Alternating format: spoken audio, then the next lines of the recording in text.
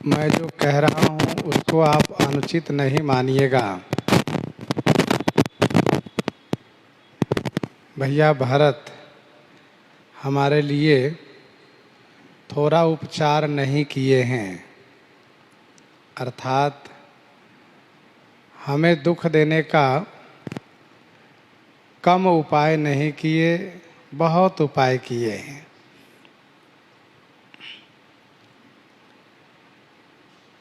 कहाँ तक हम सहें और कहाँ तक मन मारे रहें। हम आपके साथ में हैं और धनुष हमारे हाथ में है। हम क्षत्रिय जाति से हैं, रघुकुल में हमारा जन्म है और आप श्री राम जी का मैं अनुज हूँ, यह जगत जानता है। इनमें से एक भी जिनके पास हैं वह अपमान नहीं सह सकते और मेरे साथ ये सभी हैं। लातहु मारे चढ़ती सिरा नीच को धूरी समान। धूली के समान कोई नीच नहीं है, परंतु उस धूल पर भी लात मारने से धूल सिर पर चढ़ जाती है। जब धूली अपमान नहीं सह सकती, जबकि वह सर्वथा नीच है, सदैव सबके पद प्रहार को सहती हैं,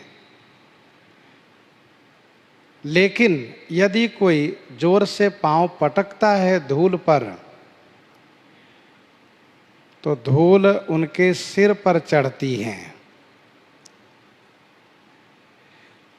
जब धूल नहीं अपमान सह सकती तो फिर हम अपमान कैसे सह सकते हैं।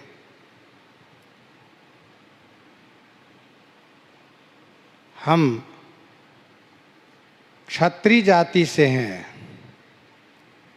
जो सहन नहीं करती। हम रघुकुल में जन्म लिए हैं जो रघुवंश कभी कोई अन्याय बर्दाश्त नहीं करता। हम श्री राम के अनुज हैं जो श्री राम जी किसी का ललकार नहीं सहन कर सकते। जौरन हम ही पचारई को लरही सुखेन कालकिन हो।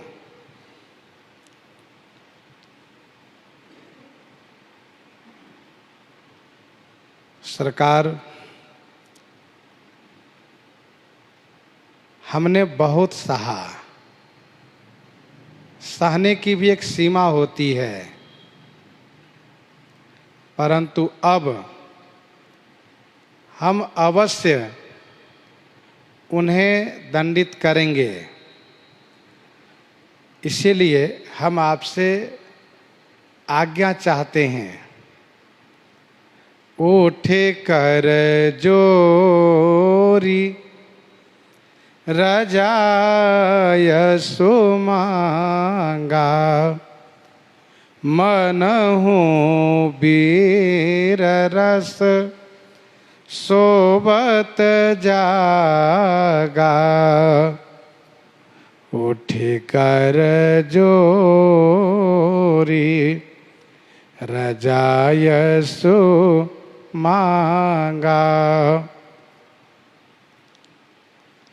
उठ कर जोरी रजाय सुमांगा। अब तक श्री लक्ष्मण जी बैठे थे और अब उठकर खड़े हो गए।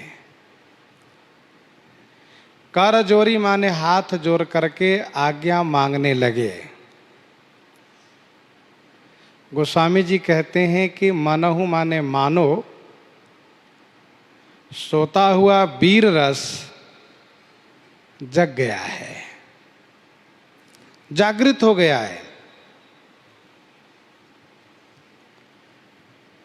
श्री लक्ष्मण जी श्री राम जी की आज्ञा के बिना कुछ नहीं कर सकते। कहने के लिए चाहे जो कुछ कह जाएं, लेकिन करेंगे तभी जब श्री राम जी आज्ञा करेंगे।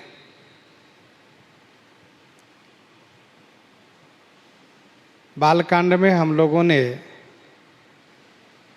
श्रवण किया है, जनकपुर के स्वयंवर भूमि में श्री जनक जी महाराज के अपमानजनक शब्द को सुन करके श्री राम जी से कहते हैं कि जो तुम्हारी अनुशासन पावों, कंदुक एव ब्रह्मांड उठावों। और इसके बाद कहा कि नाथ जानी अस आयसु हो, आदेश कीजिए। श्री राम जी का आदेश नहीं प्राप्त हुआ, आज्ञा नहीं मिली, कुछ नहीं किए। यहां पर श्री लक्ष्मण जी आज्ञा मांग रहे हैं कि मुझे आज्ञा प्रदान करें आप। गोस्वामी जी कहते हैं मानो सोता हुआ वीर रस जागृत हो गया है। श्री लक्ष्मण जी उठकर खड़े हुए हैं, मानो मूर्तिमान वीर रस सोते हुए से जग गए हैं। कहने का भाव यह है कि जब तक शांत रस उदित रहता है तब तक अन्य जितने रस है वे सब सोते रहते हैं। जब तक शांत रस उदित रहता है, शांत रस में मनुष्य रहता है, तब तक उनके अंतःकरण में सभी रस सोते रहते हैं। क्योंकि शांत रस में कोई उद्वेग नहीं है, कोई क्षोभ नहीं है, किसी प्रकार से चंचलता नहीं है, असंतोष नहीं है, कलह नहीं है, पूर्ण शांति है। शांत रस बहुत बढ़िया है। शांत रस के रहने से किसी रस का प्रभाव नहीं दिखता है।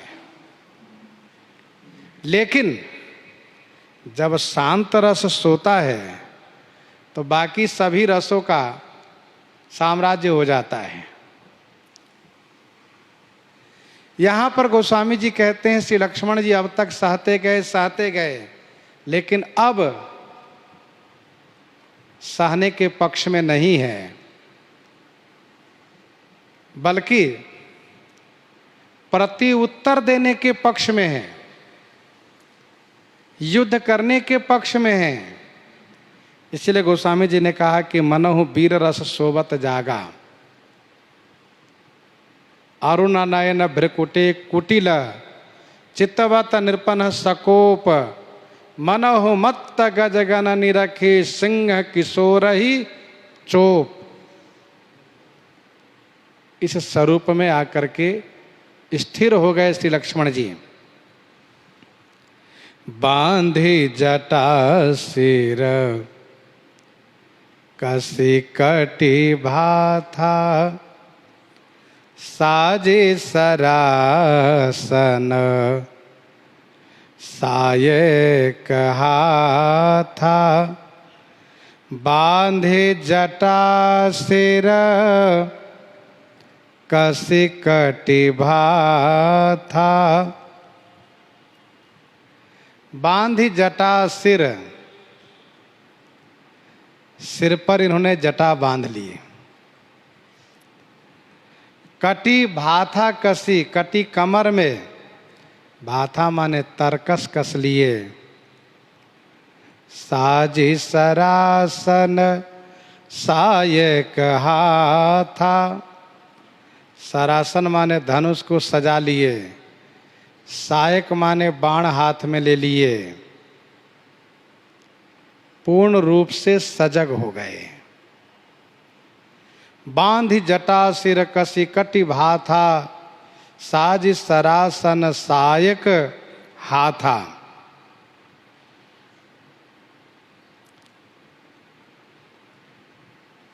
जटा बांध लिए जिससे युद्ध में किसी प्रकार से जटा के द्वारा विघ्न न हो। कमर में तरकस कस लिए और हाथ में धनुष बाण सजा करके ले लिए, धनुष पर डोरी चढ़ा लिए और कहने लगे, आजो राम सेवक जस लेऊं, भरत ही समर सिखावन देऊं। आजो राम से वक जस लेऊं, भरत ही समर सिखावन देऊं। आज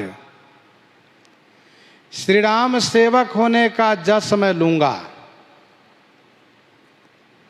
श्री राम सेवक होने का जस मैं प्राप्त करूंगा और भरत ही श्री भरत को समर माने युद्ध में सिखावन देऊं, सिखावन माने शिक्षा दूंगा और शिक्षा का मतलब है यहाँ सिखावन का मतलब है दंडित करना।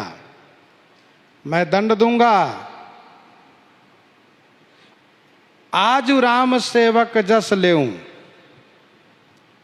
श्री राम सेवक होने का जस मैं प्राप्त करूंगा। आज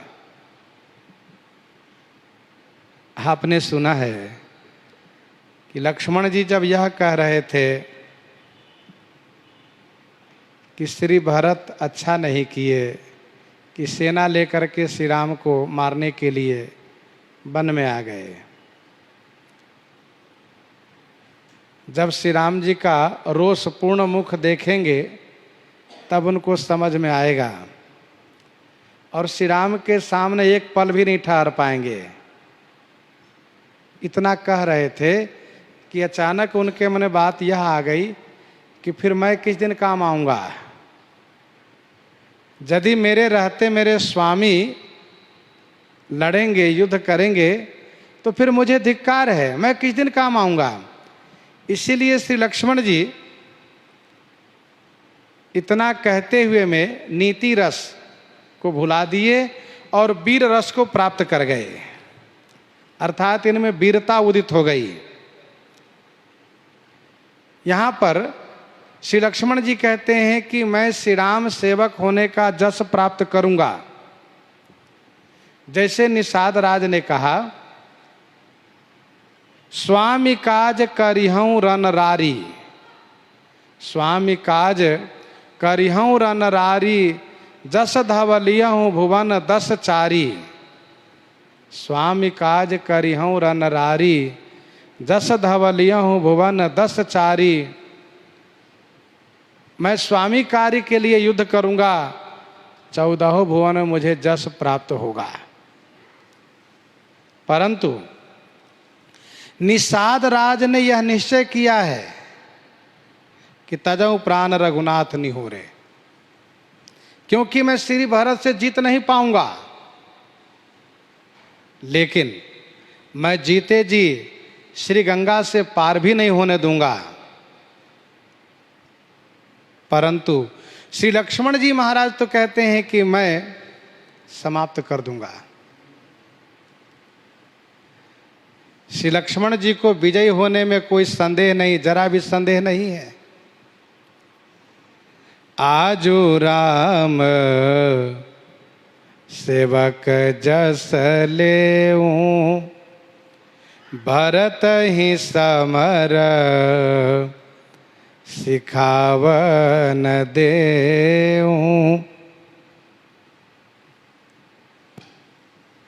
सिखावन माने दंडित करना। दिन लखन सिख असमन मोरे, दीन लखन सिख असमन मोरे। राम निरादर कर फल पाई, सो बहु समर सेज दो भाई। राम निरादर कर फल पाए, सो बहु समर सेज दो भाई। राम निरादर कर फल पाई, सो बहु समर सेज दो भाई। श्री राम जी को निरादर करने का फल पा करके दोनों भाई समर सेज सो बहु, समर रूपी सेज में सो जाएंगे। श्री राम जी को निरादर करने चले हैं ना। एक कीन्ह नहीं भरत भलाई, निदरे राम जानी असहाई। श्री राम जी को असहाय जान करके, कोई इनके रक्षक नहीं, कोई इनके साथ देने वाले नहीं हैं, इसलिए मारने के लिए चल पड़े हैं। लेकिन श्री राम जी के निरादर करने का फल उन्हें मिलेगा। और दोनों भाई समर रूपी सेज में सोएंगे, अर्थात दोनों को हम मार डालेंगे।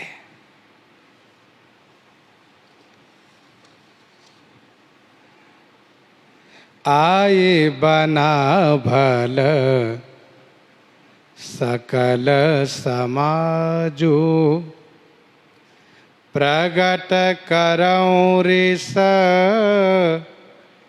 पाछिल आजो। आए बना भल सकल समाजो, प्रगट करऊं रिस पाछिल आजो। भल सकल समाजु आई बना। भल माने अच्छा हुआ कि सकल समाजु माने सारा समाज, आ बना माने एकत्र हुआ, आई बना माने एकत्र हुआ। आज पाछिल रिस प्रगट करऊं, आज पिछला रिस भी प्रकट करूंगा, पिछला क्रोध भी प्रकट करूंगा।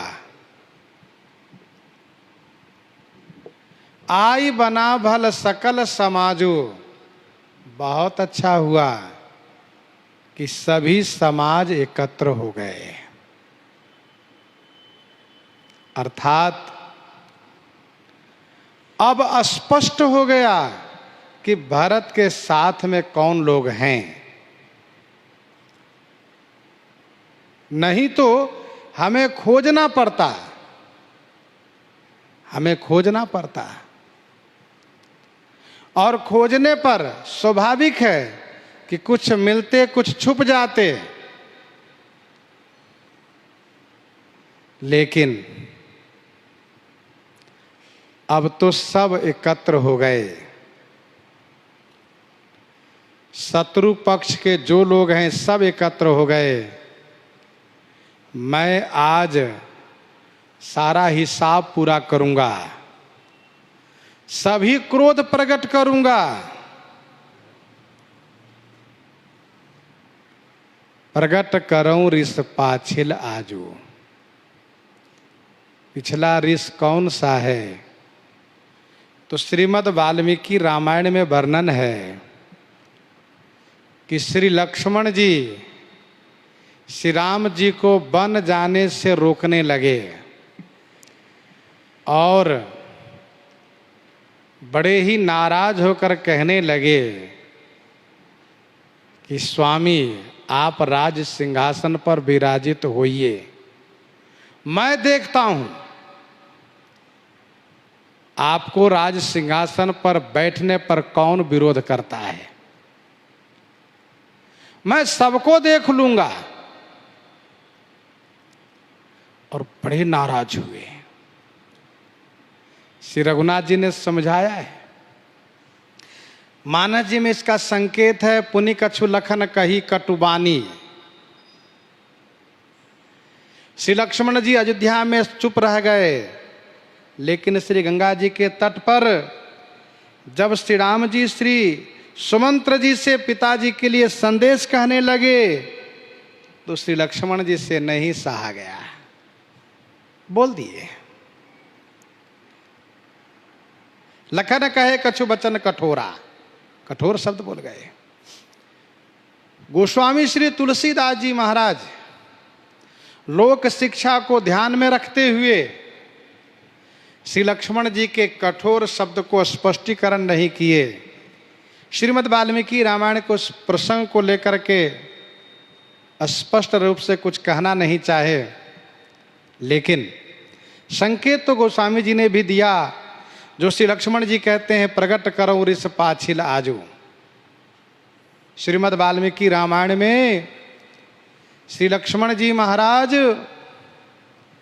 पिताजी, माता कैकेयी, यहाँ तक कि श्री गुरु जी, श्री भरत जी, प्रजाजन में से जो भी कोई हो, प्रमुख लोग, सबका संकेत किए, नाम लिए कि कोई भी आवे विरोध में मैं देख लूंगा सबको। और ध्यान दीजिएगा, श्रीमद् रामचरितमानस जी के प्रसंग के अनुसार यदि श्री लक्ष्मण जी श्री राम जी को रोक लेते जबरदस्ती, तो श्री चक्रवर्ती जी महाराज तो बहुत खुश हो जाते। मानस जी के प्रसंग में स्पष्ट है, श्री दशरथ जी तो चाहते हैं किसी भी प्रकार से श्री राम जी रह जाएं, कोई उनको रोक ले।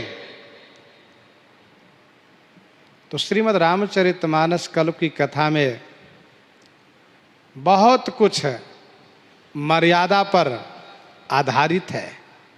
गोस्वामी श्री तुलसीदास जी ने ध्यान रखा है मर्यादा को, लोक शिक्षा को।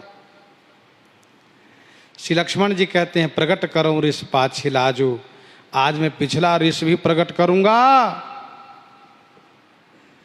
यदि लक्ष्मण जी से कोई यह कहते हो कि इतना बड़ा समाज है, चतुरंगनी सेना है, आप अकेले क्या करिएगा? श्री लक्ष्मण जी कहते, अकेले? मैं अकेले सब कुछ कर दूंगा। ये बताओ, समूह हाथी में क्या अकेले ही शेर विजयी होता है कि नहीं? समूह लवा पक्षियों के बीच बाज विजयी होता है कि नहीं? वैसे ही मैं विजयी हो जाऊंगा, मैं विजयी रहूंगा। मेरे स्वामी को कुछ नहीं करना पड़ेगा। जिमि करी निकर दलई मृगराजू, ले लपेटी लवा जिमि बाजू, जिमि करी निकर दलई मृगराजू। जिमि मृगराजू करी निकर दलई, जिमि बाजू लावा लपेट ले। जिमि माने जैसे, मृगराज माने सिंह, करी निकर माने हाथी समूह को, दलई माने मर्दन कर डालता है, संहार कर देता है, विदीर्ण कर देता है, नष्ट कर देता है। और जैसे बाज पक्षी लवा समूह को लपेट लेता है, वैसे ही मैं संहार करूंगा। श्री लक्ष्मण जी कहते हैं कि मैं श्री भरत को वीरोचित मृत्यु नहीं होने दूंगा। युद्ध में जब वीर लड़ता है, सामना करता है, और फिर जब युद्ध में मारा जाता है लड़ते लड़ते, तो उसकी प्रशंसा होती है, वीर गति को वह प्राप्त करता है। लेकिन मैं श्री भरत को वीर गति पाने का मौका नहीं दूंगा।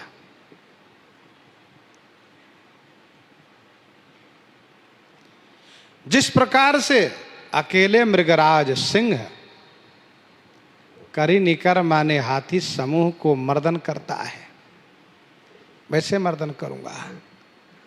जिस प्रकार से बाज लावा को झपट लेता है, वैसे मैं भरत शत्रुघ्न दोनों भाई को झपट लूंगा।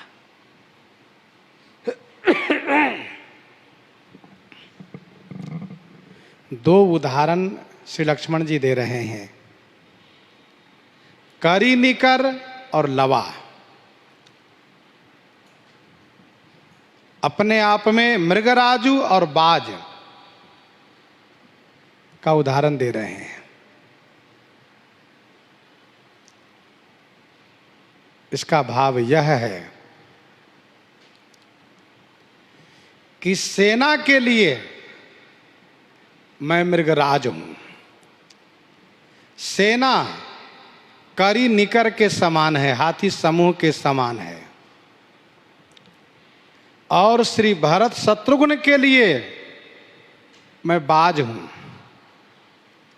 वे लवा के समान है। हाथी थोड़ा बहुत प्रयास कर भी लें सिंह के सामने अपने बचाव को लेकर के, परंतु लावा तो कुछ नहीं बोलती। लावा पक्षी कुछ नहीं बोलती है। बाज झपट जनु लवा लुकाने, पक्षी बिल्कुल दुबक जाती है। वैसे में श्री भरत शत्रुघ्न को झपट लूंगा, दोनों हाथ से दोनों को दबोच लूंगा, एक शब्द बोलने का मौका नहीं दूंगा। तैसे ही भरत तही सेन समेता, सानुज निदरि निपातऊं खेता।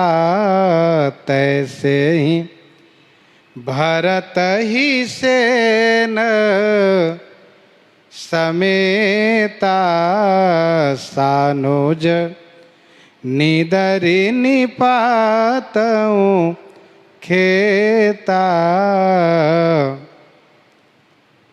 तैसे ही माने वैसे ही,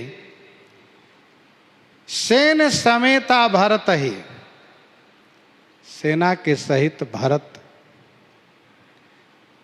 तैसे ही भरत ही सेन समेता, तैसे ही माने वैसे ही सेना समेत, सानुज माने अनुज के सहित भरत को, खेता माने युद्ध भूमि में, खेता माने रण में, निदरि निपातौ, निदरि माने निरादर पूर्वक, निपातौ माने नष्ट कर दूंगा। तैसे ही भरत ही सेन समेता, सानुज निदरि निपातऊं खेता। निरादर पूर्वक रण में उन्हें निपातों माने नष्ट करूंगा, मर्दन करूंगा, संहार करूंगा। सेन समेत सानुज भरत को हथियार तक प्रयोग करने का मौका नहीं दूंगा। मैं इतना शीघ्र संहार करूंगा कि वे सोच भी नहीं सकते।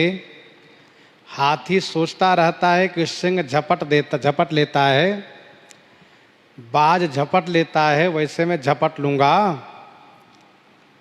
और श्री लक्ष्मण जी कहते हैं कि जौ सहाय कर शंकर आए, तौ मारऊं रन राम दुहाई।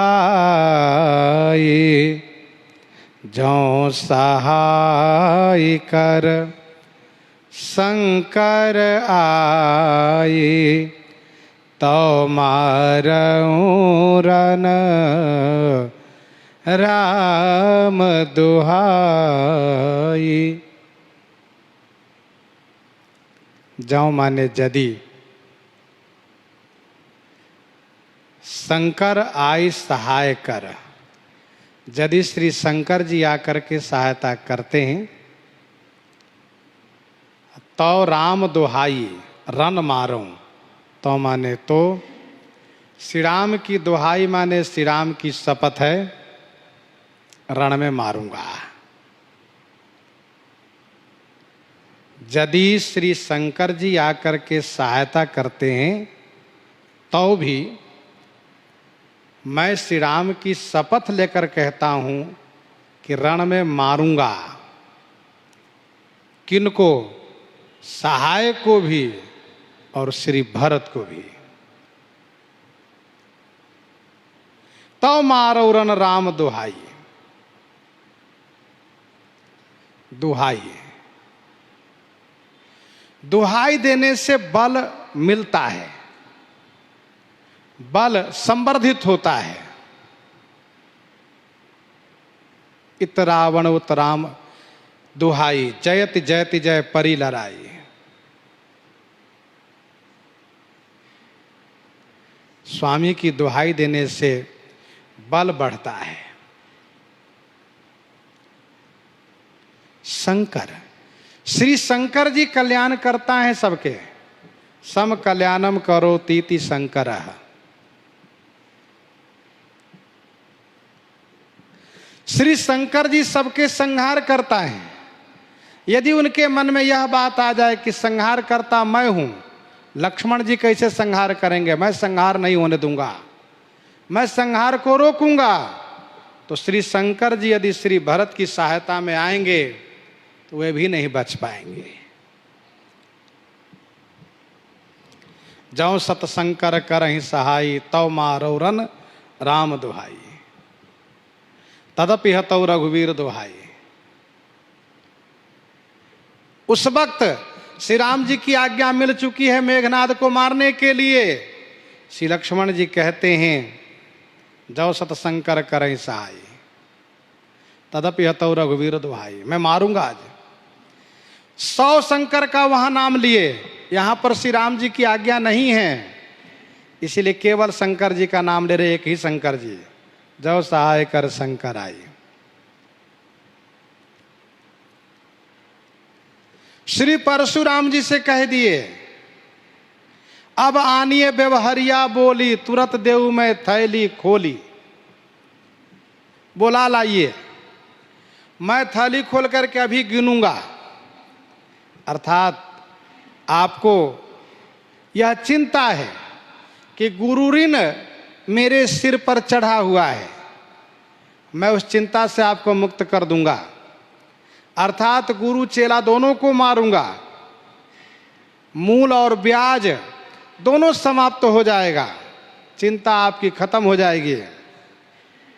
श्री परशुराम जी ने कहा था, गुरु ऋण रहा सोच बड़ जी के।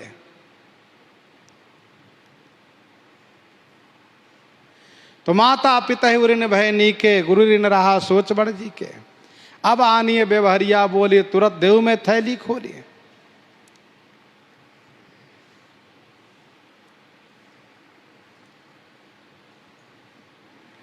प्रश्न ये उठता है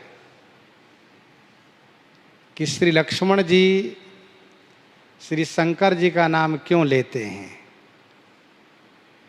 चाहे परशुराम जी हो, चाहे श्री भरत जी हो, चाहे मेघनाद हो,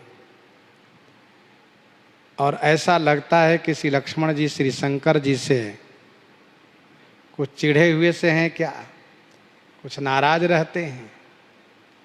जब कोई बात आती उनका नाम जरूर लेते हैं, उनको बुला लाइए, वो यदि आ जाए तब भी मैं नहीं छोड़ूंगा। एक तरफ श्री रघुनाथ जी को देखते हैं कि पूजी पार्थिव नायव माथा, श्री राम जी शंकर जी की पूजा करते हैं, यह स्पष्ट देखते हैं। तथा श्री राम जी से सुनते हैं, को नहीं शिव समान प्रिय मोरे, असी प्रतीति तजिए जनि भोरे, जही पर कृपा न करहि पुरारी, सो न पाव मुनि भगति हमारी। शंकर भजन बिना नर भगति न पावई मोरी, और एक गुप्त मत सबहि कहूँ कर जोरी। श्री राम जी श्री शंकर जी को बहुत मानते हैं, पूजते हैं। श्री भरतलाल जी भी शिव अभिषेक कर ही विधि नाना शंकर जी की पूजा करते हैं, और श्री लक्ष्मण जी श्री शंकर जी को मारने को हमेशा तैयार रहते हैं। क्या बात है? इसका समाधान यह है कि श्री लक्ष्मण जी को श्री शंकर जी से कोई दुश्मनी नहीं है, कोई विरोध नहीं है, और न ही उनको मारने को तैयार रहते हैं, ऐसा कुछ नहीं है। फिर क्या है? बात यह है कि जैसे व्यवहारिक जगत में, जैसे कि लोक में लोग कहते हैं कि ब्रह्मा जी आए तभी हम नहीं मानेंगे, ब्रह्मा जी आए तभी नहीं मानेंगे। उनके कहने का उद्देश्य केवल इतना ही है कि हम मानेंगे नहीं, और अपने हठ, अपनी जिद की पुष्टि में कहते हैं कि ब्रह्मा जी यदि कहें तब भी नहीं मानेंगे। ये कहने का एक तरीका है। ऐसा नहीं कि ब्रह्मा जी कहने आए हो और वो ना माने हो, ऐसा नहीं है, लेकिन कहने की एक विधि है, तरीका है।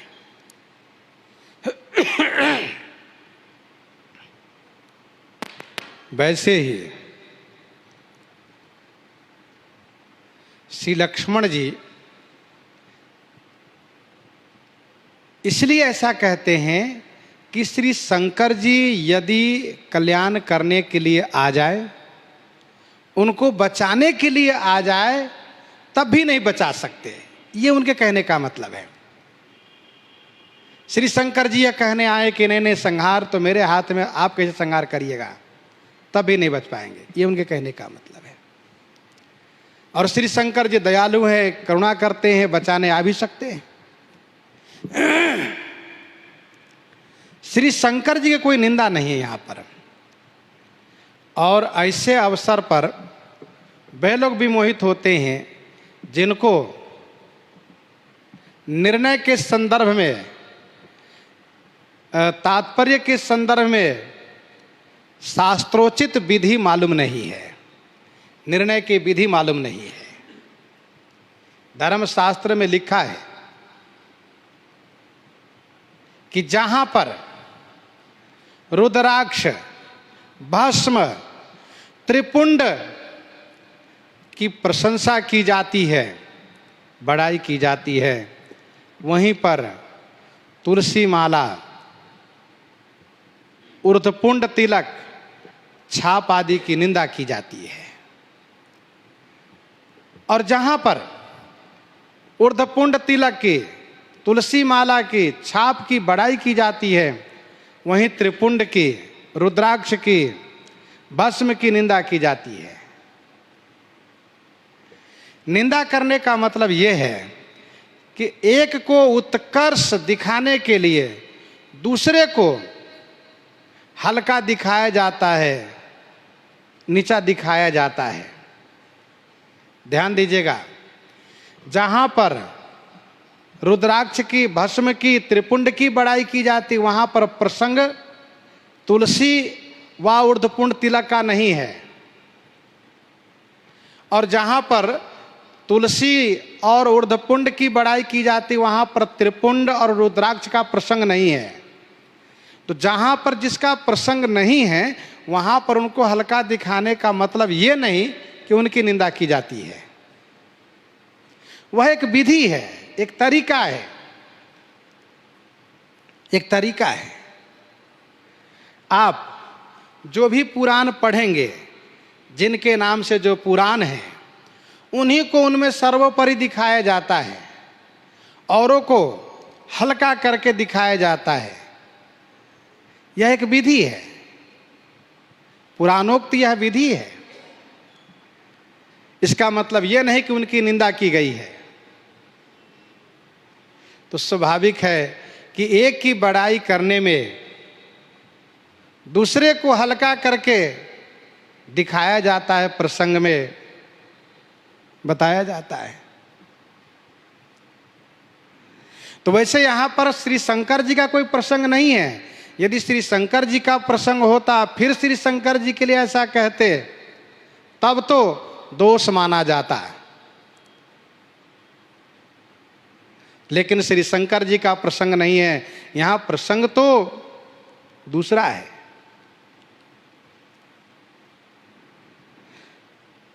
जो सहाय कर शंकर आई, तो मारऊं रन राम दोहाई।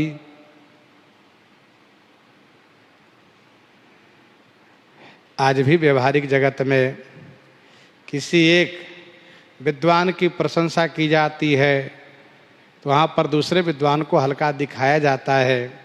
एक पहलवान की प्रशंसा की जाती है, दूसरे पहलवान को हल्का दिखाया जाता है। इसका मतलब ये नहीं कि उनकी निंदा की जाती है, वह एक विधि है, तरीका है। एक के उत्कर्ष में दूसरे को हल्का दिखाया जाता है, बल्कि वहाँ पर हल्के के बहाने से उनकी स्तुति है। हल्का दिखाने के, कम दिखाने के बहाने से उनकी बड़ाई है, स्तुति है। अति सरोस माखे लखन, लखि सुनी सपथ प्रमाण। सभय लोक सब लोकपति, चाहत भभरी भगान। अति सरोस माखे लखन, लखि सुनि सपथ प्रमाण।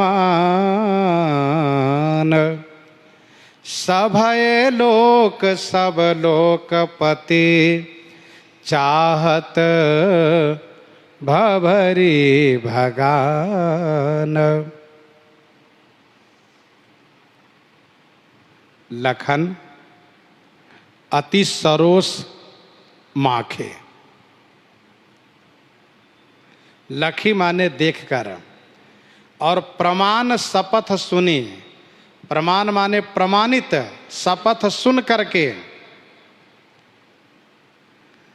सभय लोक सब लोकपति, चाहत भभरी भगान। सब लोक, सभय माने भयभीत हो गए। सब लोक माने 14 भुवन।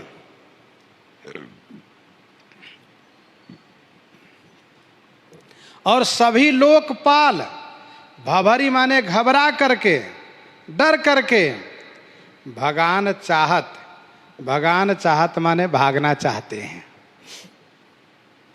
सभय लोक सब लोकपति, चाहत भभरी भगान। भागना चाहते हैं। अति सरोस माखे लखन। श्री लक्ष्मण जी महाराज बड़े रोष में आ गए, बड़े गुस्से में है। मन हो वीर रसोबत जागा। इनके नेत्र लाल हो गए हैं, भौहें टेढ़ी हो गई हैं, ओठ फरफरा रहे हैं, बोल भी रहे हैं। शरीर पूर्ण रूप से रोष में भरे हुए हैं और उत्साह से भरे हैं। कब मौका मिले और कब मैं युद्ध के लिए कूद पड़ूं। अति सरोस माखे लखन।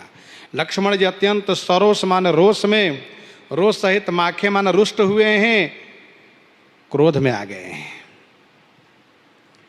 यह देख करके और इनके प्रमाण माने प्रमाणित सत्य वचन सुन करके, सत्य शपथ सुन करके, लखी सुनी शपथ प्रमाण, प्रमाण माने प्रमाणित शपथ है, सत्य शपथ है। 14 भुवन डर गए, सब लोकपाल घबरा गए और भभरी माने घबरा करके, डर करके भागना चाहते हैं। कहां भाग के जाएं हम, भागो।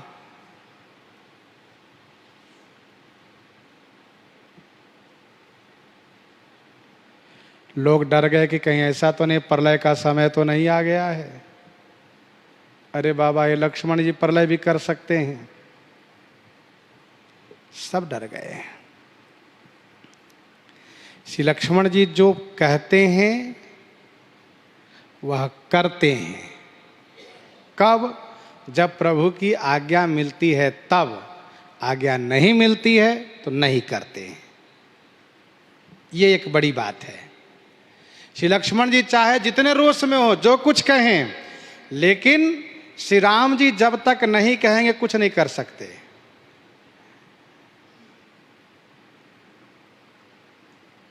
श्री राम जी के रुख पाकर उनके कहने पर ही करें, कुछ वैसे नहीं कर सकते। ये एक अच्छी बात है और होना भी चाहिए।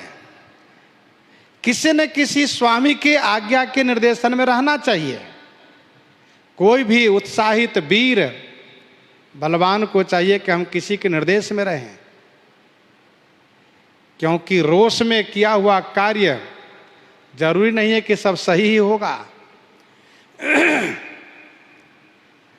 इसलिए किन्हीं के आदेश होना चाहिए, स्वामी का आदेश।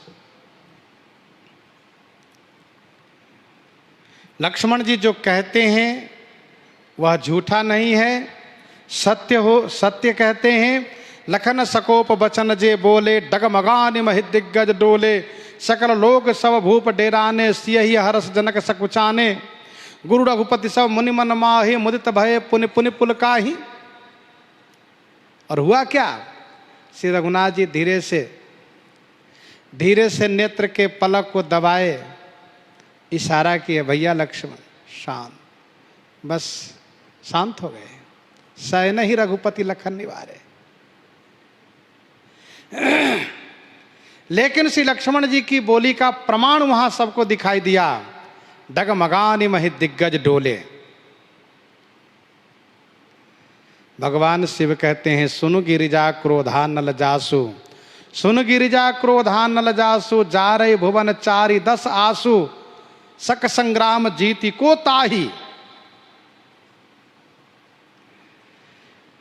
तो श्री लक्ष्मण जी महाराज बड़े नाराज हो गए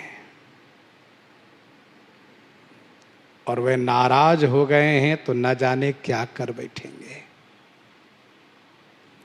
इसलिए सभय लोक सब लोकपति चाहत भभरी भगान। जग भय मगन गगन भई बानी,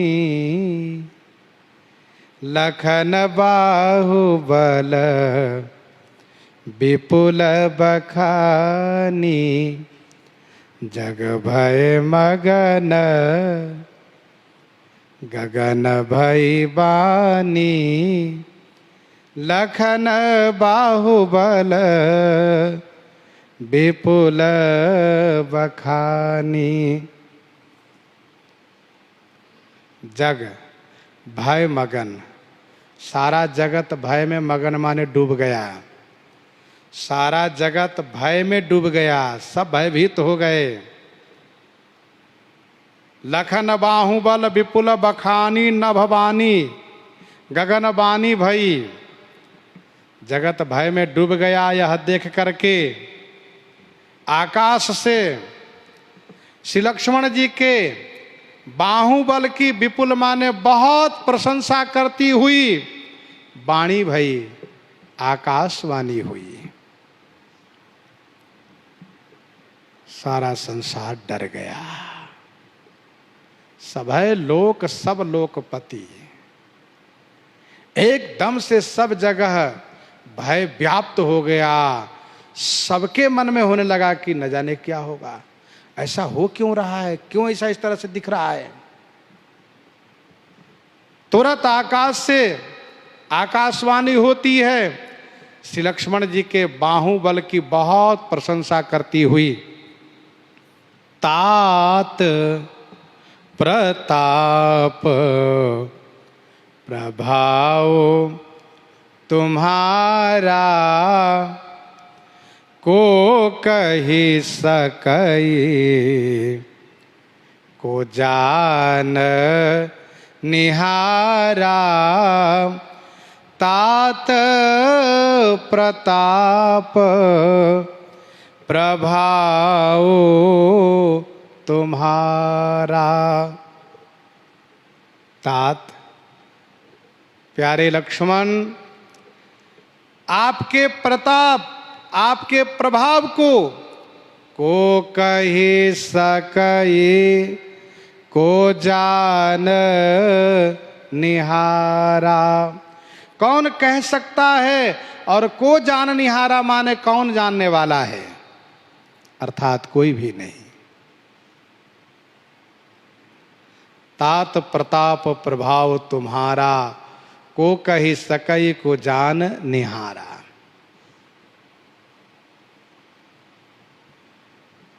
आपका प्रताप, प्रताप और प्रभाव दोनों अलग अलग चीजें हैं।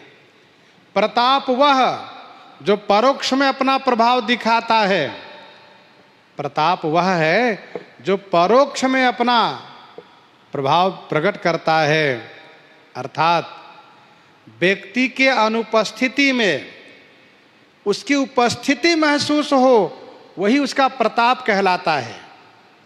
व्यक्ति की अनुपस्थिति में उसकी उपस्थिति महसूस हो, वही प्रताप कहलाता है। और प्रभाव का मतलब यह है कि प्रभाव वह है क्या, जब व्यक्ति सामने विद्यमान हो, जब व्यक्ति सामने उपस्थित हो, तब उसे एकदम से भय लग जाता हो, डर हो जाता हो, वह प्रभाव है।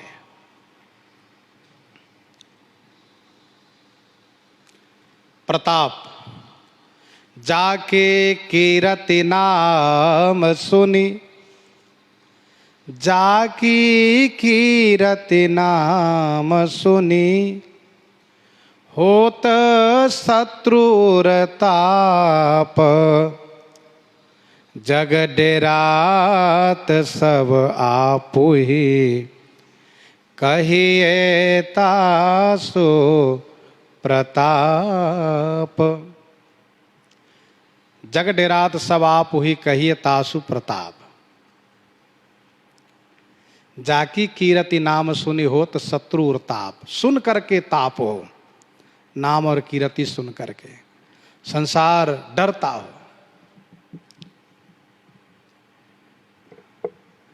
हनुमान जी महाराज का प्रताप है, वहां निशाचर रहे सशंका, जब तेज आरी गयौ कपि लंका।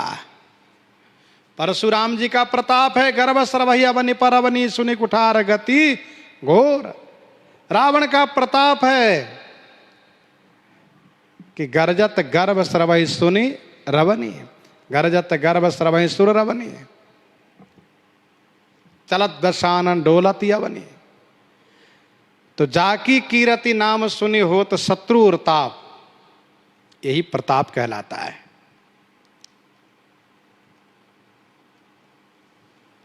श्री राम जी का प्रताप है। श्री राम जी चित्रकूट में विराजित हैं और जयंत सभी लोकांतर में भ्रमण कर रहा है, पर काहू बैठन कहा न वही, राखी को सकहि राम कर द्रोही। श्री राम जी का प्रताप है। प्रभाव तत्क्षण दिखता है, प्रभाव तत्क्षण तत्काल दिखता है। जैसे कि श्री दुर्वासा जी ने अम्बरीश के ऊपर अपना प्रभाव प्रकट किया, तुरंत कृत्यानल प्रकट कर दिया। भगवान शिव का प्रभाव, तुरंत उन्होंने वीरभद्र को प्रकट किया।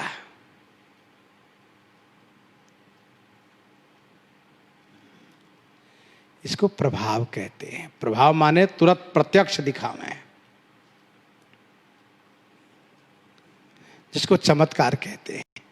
प्रभाव तात प्रताप प्रभाव तुम्हारा, को कही सके को जान निहारा।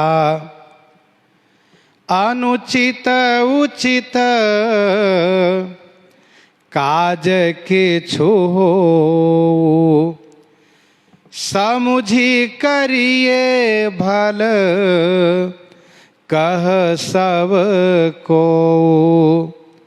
अनुचित उचित काज किछु हो। अनुचित उचित काज किछु हो।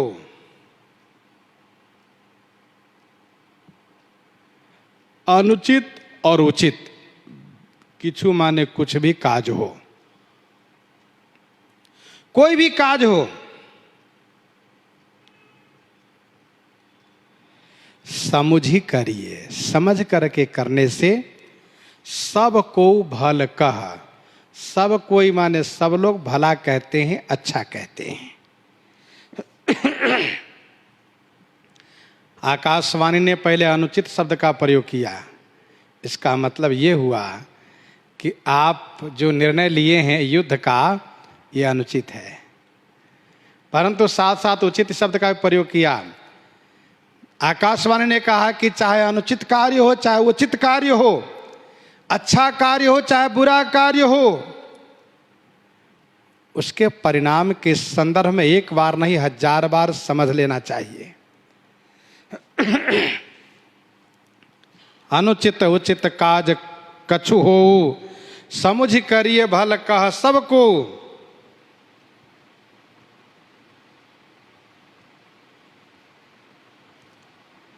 समझ करके करने से सब कोई भला कहते हैं, अच्छा कहते हैं। लोग कहते हैं बड़ा समझदार है, परंतु सहसा कृपा छे पछिताहि, कहीं वेद बुध ते बुध नाही। सहसा करी पाछे पछिताहि। सहसा माने एकदम से, जोश में आकर के, तत्काल क्रियान्वित करके, कार्य करके, और पाछे पछिताहि, और पीछे पछताते हैं। आकाशवाणी ने कहा कि वेद बुध कहीं, क्या कहीं, ते बुध नाही। वेद और बुद्धिमान कहते हैं कि वह बुद्धिमान नहीं है। वेद और बुद्धिमान दोनों कहते हैं कि वह मूर्ख है, बुद्धिमान नहीं है। अर्थात काम चाहे जो भी विचार करके ही करना चाहिए। बिना विचारे जो करे सो पाछे पछताए। काम बिगाड़े आपनो, जग में होत हंसाए। सुनि गुह कहा नीक कहा बूढ़ा, सुनि गुह कहा नीक कहा बूढ़ा, सहसा करी पछिता ही विमूढ़ा। तो वेद और बुद्धिमान कहते हैं कि वे बुद्धिमान नहीं हैं। गोस्वामी जी कहते हैं आकाशवाणी से सुनकर के लक्ष्मण जी तुरंत सकुचा गए।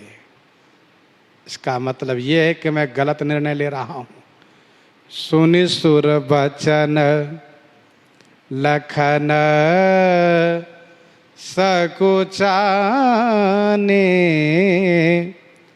लेकिन श्री राम जी को अच्छा नहीं लगा कि मेरे भैया लक्ष्मण सकुचा रहे हैं। राम सिए सादर सनमाने करके श्री लक्ष्मण जी सकुचाए और तुरंत श्री सीताराम जी इनको आदर देने लगे हैं। प्रसंग को हम आप यहीं पर हृदयांगम करते हैं। आइए श्रवण करते हैं श्री विनय पत्रिका से।